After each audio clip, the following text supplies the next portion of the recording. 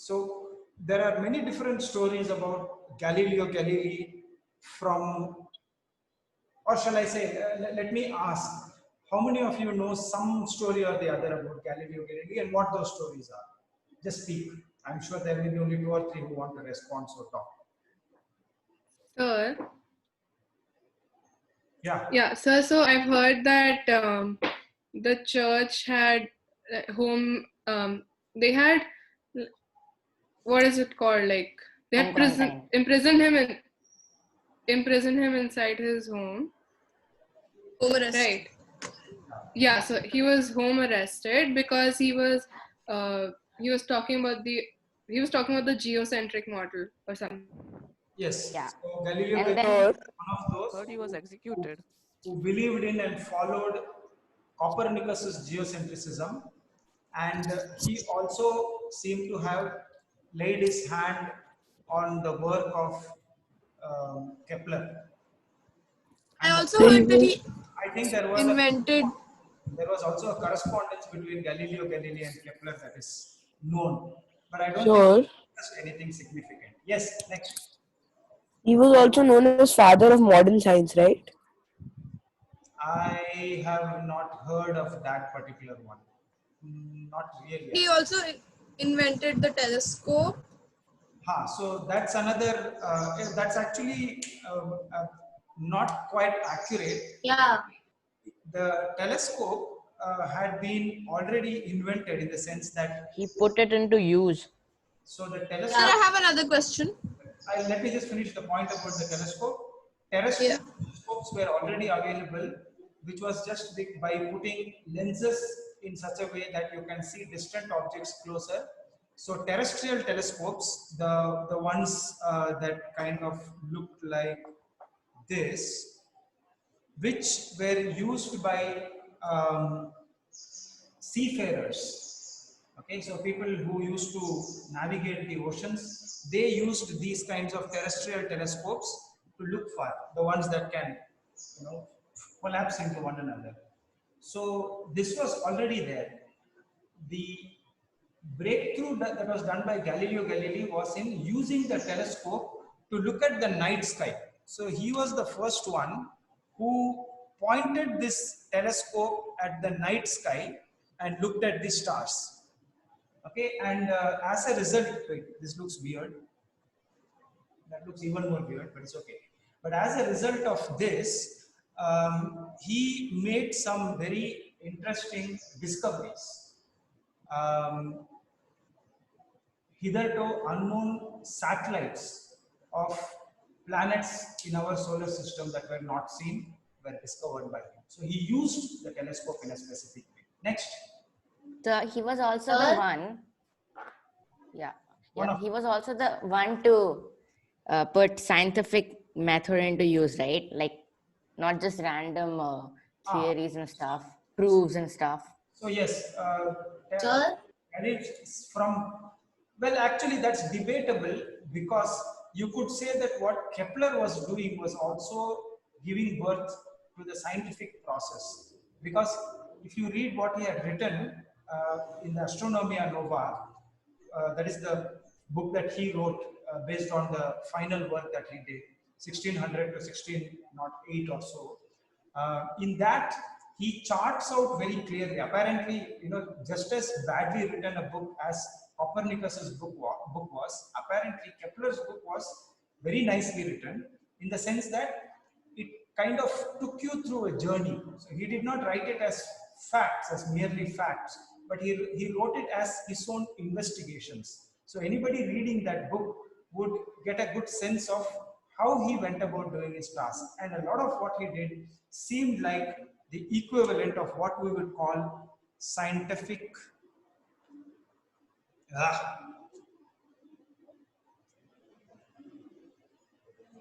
Sir, what did you mean by inquisition?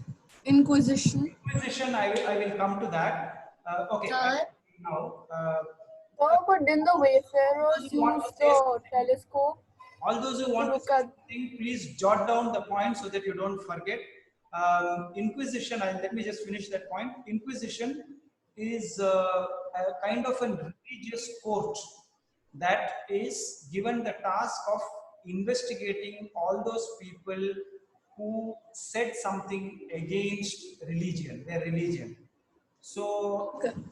so um, Galileo Galilei, for having expressed his beliefs on whatever the position of the Earth was in the solar system, basically accepting the heliocentric model, he was investigated in an inquisition.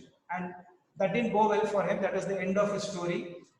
Basically, he had to accept that what he said was incorrect, that he should not have said what he said. And after that, he was placed under house arrest, after which his health very quickly deteriorated. Apparently, he could not do much of interesting scientific work after that. But that's a different story altogether. Next, Sir, just speak. sir, it was like he found some like 3 moons or something, na? Of By using, planet. by using the telescope, he discovered 3 of the moons of Jupiter, if I'm not mistaken. Io, Callisto, and one more, I forget the names, Sir, I think it's 4 moons of Jupiter. of Jupiter. Or I remember Io and Callisto. These were 2 moons that he discovered of Jupiter. I don't know the other names. so you said that he was the first one to look at the night sky with the telescope, but didn't the wayfarers like navigate their way in the seas looking at the Polaris? I do not know if until then there were sufficiently well developed charts that helped navigators to navigate the open sea by looking at the stars. Yes, of course, the North Star would have told them the direction, but they don't need to look at it through a telescope, because the North Star is something that is visible to the naked eye. Sir, he had 2 children with someone who he didn't marry. Okay. Naughty, naughty. And so they were 2 daughters, and even though he had some like conflict with the church, both of them became nuns. Both of them became Nuns. both the daughters. In fact, one of the daughters had a very important role to play. Galileo Galilei, after the Inquisition, was not permitted to meet people, and a lot of the work that he had done were not published yet. And had the Inquisition been successful in stopping Galileo Galilei from publishing his work, we would not have received the information of what Galileo did. Probably not. So apparently, in his city house, it was very difficult because there was a guard always placed outside the door. Anybody who came to visit would be checked and somebody would be present when the meeting happened. But Galileo Galilei apparently went to his countryside home where things were a little bit more relaxed. And his daughter, one of his daughters, helped him to smuggle the documents out from there to other parts of Europe, I think England and France, if I'm not mistaken, where the climate was a lot less politically charged. So therefore, publication was possible from there. And that is how we apparently received his works in modern times. So that's just to complete that bit about his daughters. We don't know, I don't know much about his family life though. Yeah, next. So he also went blind, no? After looking at the sun for a lot of time. Yeah, he went partially blind towards the end of his life. So Anything? like, yeah. Sir, I also heard that he discovered the rings of Saturn. The rings of Saturn, correct. The rings of Saturn are one more thing that is not visible to the naked eye. Saturn can be viewed with the naked eye, but the rings are not visible unless you see it through a telescope. And he discovered these. Incidentally, although Galileo Galilei looked at these objects using the telescope, and it became a big deal. Um, there is some evidence to suggest that, like for example, Galileo Galilei was very well connected. He was, I mean, part of the reason why he survived the Inquisition. You see, if you were undergoing the Inquisition and you were found to be guilty of doing crimes against religion, heresy, and so on, you could be burnt at the stake or put away in jail forever. Part of the reason why he was not was because he had by then become very, very famous, and he was, you know, more or less like a star at that time.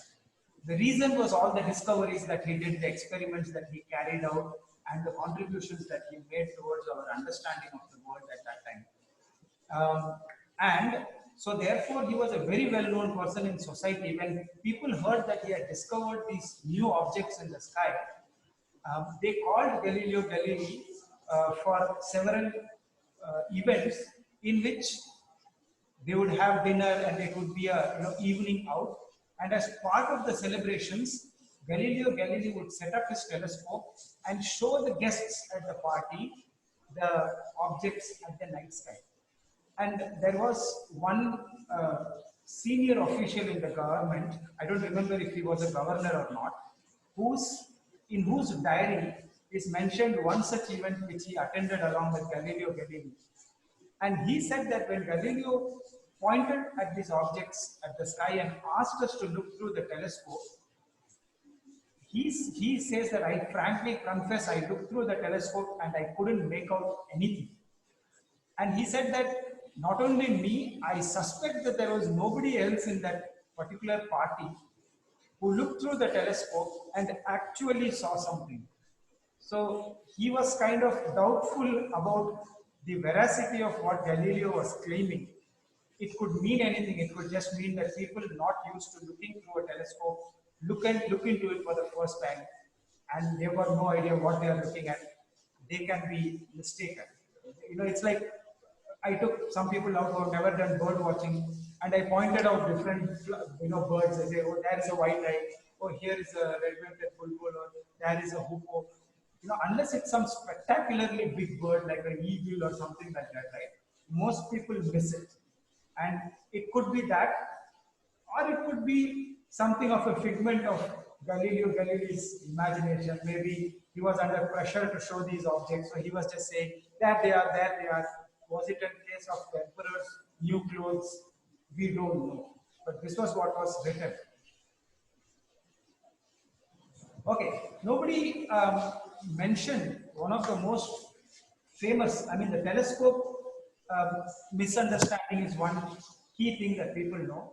There is another one thing, sorry, yes? Sir, he dropped a feather and a ball from the Leaning Tower of Pisa.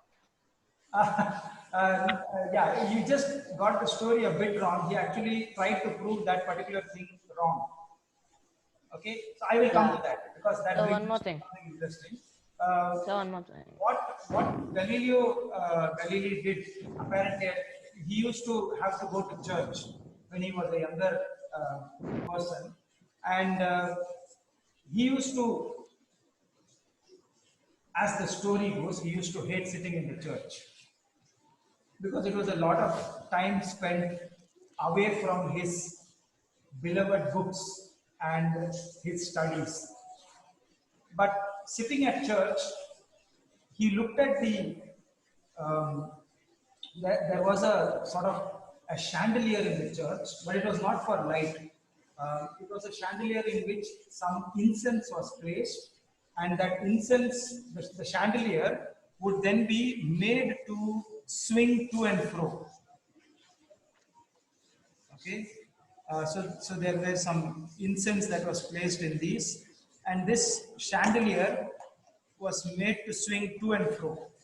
Okay, and the idea was to kind of, you know, give a certain perfume to the church, probably because people hardly had bath in those days and in that manner.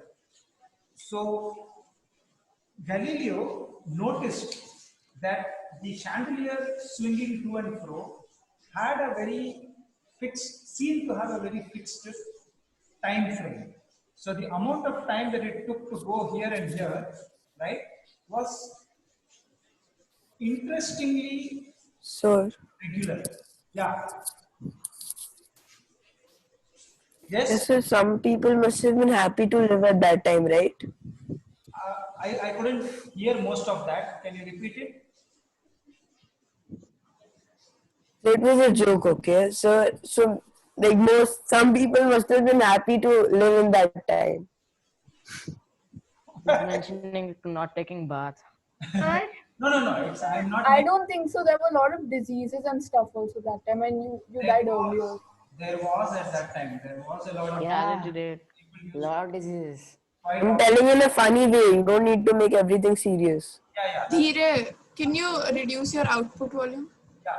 So, Continue. Sure. so didn't he say the laws of the pendulum? Exactly. So that is what it comes to.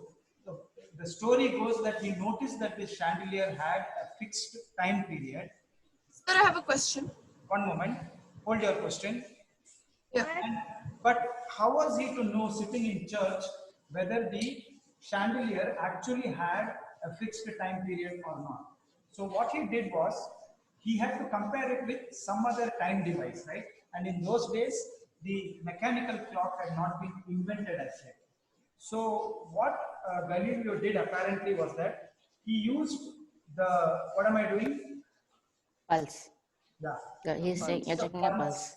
Which was a kind of more or less fixed thing. Of course, if you breathe too fast or you take shallow breaths, then the pulse will increase. But if you are calm, then the pulse is a good sort of periodic thing by which to measure something else. And it's a clock that was always available to you.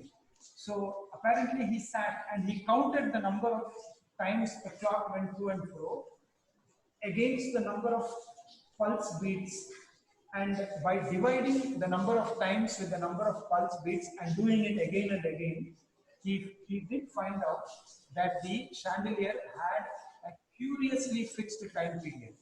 The results of this experiment landed up in the discovery of the simple pendulum, right, which is just basically a string with a bob suspended at the end. And if you caused this bob to move to and fro, right, then that to and fro motion had the same fixed time period. Okay, and that of course gave rise to the idea of the mechanical clock. And once the mechanical clock, may I just finish?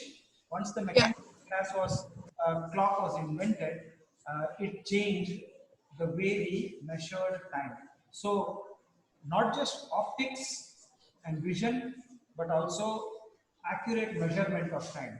That is the kind of man Galileo Galilei was. Yes, now what people who wanted to say things. And then inertia also, right?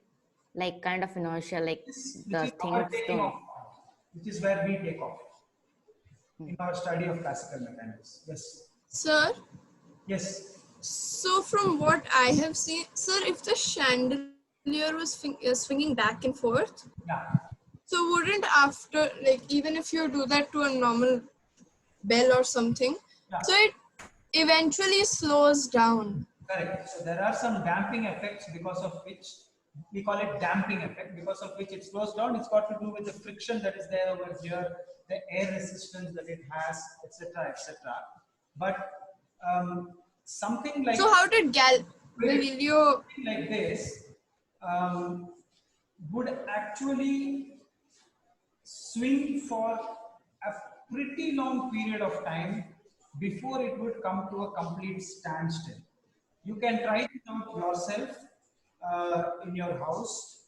You take a string, make it fairly long, 2 meters or so, tie any weight you want to the end, like a bunch of keys or something like that. The point where you tie it to the ceiling or the roof, that has to be something that is rigid. And then you get it to start swinging, and you will find that it takes quite some amount of swinging before the whole thing comes to rest. So if you're counting something like 10 swings or 20 swings, then the reduction in the amplitude, we call it, the reduction in the maximum height it goes to is significantly less. If you want to count 100, 200 oscillations, then it will slow down quite a lot. But the So time then- period, right, but the time period is what he was interested in. Okay? And the time period, interestingly, we will study it in class 9, does not have anything to do with the amplitude. The time period is dependent only upon the length of the string. Okay? So that's something that is non-intuitive, but we will come to that later. Sir, but about the mechanical clock, Yeah, won't that also eventually come to a stop? that's right. So you have to reset it every now and then. But remember, Oh. the thing is that don't judge those things by today's standards. Okay, today we have atomic clocks that can function without losing a second in 1,000 years or more. Okay, you have to judge it by the standards of what existed before this. What did they have before this?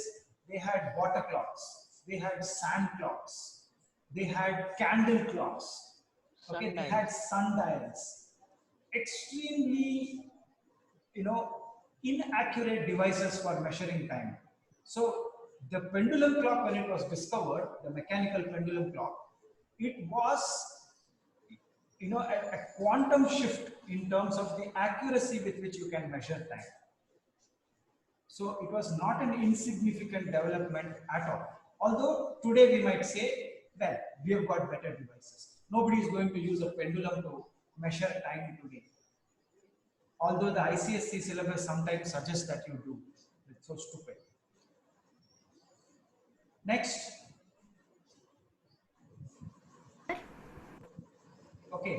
So, we can go on and on, but let me just introduce what I want to do in the next class so that we are ready for this. So, in terms of our study of physics, where does Galileo Galilei come in? Well, he comes in at multiple points. But the point that I want to introduce Galileo Galilei is in terms of understanding motion. Okay? So, what was the prevailing idea of motion at that point of time? Well, the prevailing idea of motion at that time was surprisingly backward. Okay? In general, people believed in what we can call today as the Aristotelian ideas. Okay? So it was about 1,400 years old. And what was the Aristotelian ideas? The Aristotelian ideas, I'm sure you people are familiar with because Vin would have gone through with this with you people last year, was that all matter on earth is made up of 4 elements, right? Earth, air, fire, and water. And then there was quintessence, which we are not concerned with because we are looking at objects on earth. Sir, I didn't understand what you mean by that. Sorry? I didn't understand the point of Aristotelian ideas, like what he did. Yeah, I haven't told you yet. That's why you haven't understood it. Aristotle said that all objects on earth are made up of varying proportions of these 4 objects. Okay, so he said you can make out which object is made out of which by looking at its properties. So let's take one of them. Okay, let's take wood. So what is there in wood? Is there earth in wood? Yeah. Logically speaking, why would you say it is there? Yeah. Because it's made up. Because? It's brown. Solid. I think you can say something better than that. It's brown. It's grown on the surface of Earth. It's brown. It's made up of the It bark is of a solid. tree. It comes out of. Yeah, it comes out of the ground. Exactly. What? Because of the fact that it comes out of the ground and you don't normally see plants grow without earth. Other reasons also, maybe because it has the same color, shares the same color, etc., etc. It is possible. Okay. Fine. Can you say with regard to air, does wood contain air? Yeah. Why? The gaps in it, like air bubbles type. Very little if. How can you say air bubbles in wood?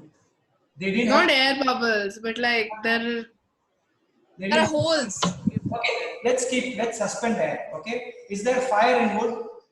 No. No. No. You can make fire. Fire? You can set fire to wood.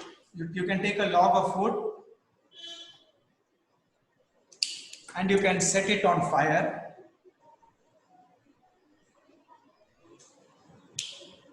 That then. There was no then fire. we can say that If there You is can also pour water on it. if there is no fire in it, then where is the fire coming from? Okay, so therefore, yes. I mean, I'm saying we are doing a kind of an sort of parody of what Aristotelian ideas are. That's okay. That's kind of the basic idea. Is there water in wood? Yeah, there is water in wood. Little. Because wood can be wet, it can be dried. So the fact that it can be wet and it can be dried means there is water in it and the water can come out. Well, I'll tell you why the air is there in it. It's because when it burns, right, it releases some gases that go into the air. Okay, so part of it goes into the air and part of it turns into ash. Okay, so that is the reason why all of these elements are there in wood. Now, let me finish this point, okay? So, because otherwise... Something like phlogiston. No, wait. Yeah. phlogiston. This led to the idea of phlogiston actually. Now, to contrast this, take something like stone. Okay, so stone, yes, earth is there in stone for two reasons. One, that you find stones on the earth.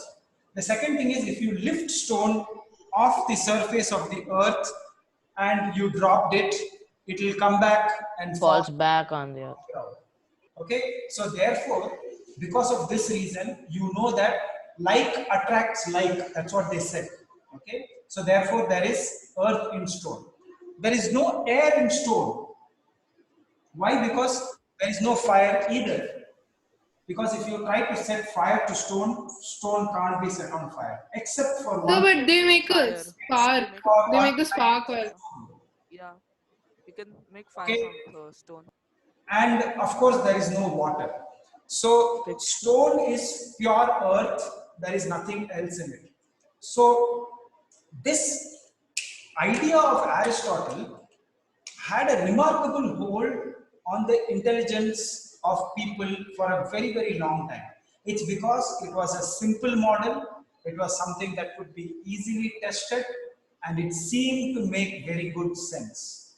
Okay, if you think about it, it does make a lot of sense. Therefore, what we should look for are the contradictions. Where are the contradictions present that tells us that these cannot be the basic elements with which everything is made of? But I won't go into the story of elements because you have done that in class 7. This kind of an Aristotelian idea also spilled into the ideas of motion. So what were Aristotle's ideas of motion and how did Galileo Galilei come to challenge these? Those we will see in the next class.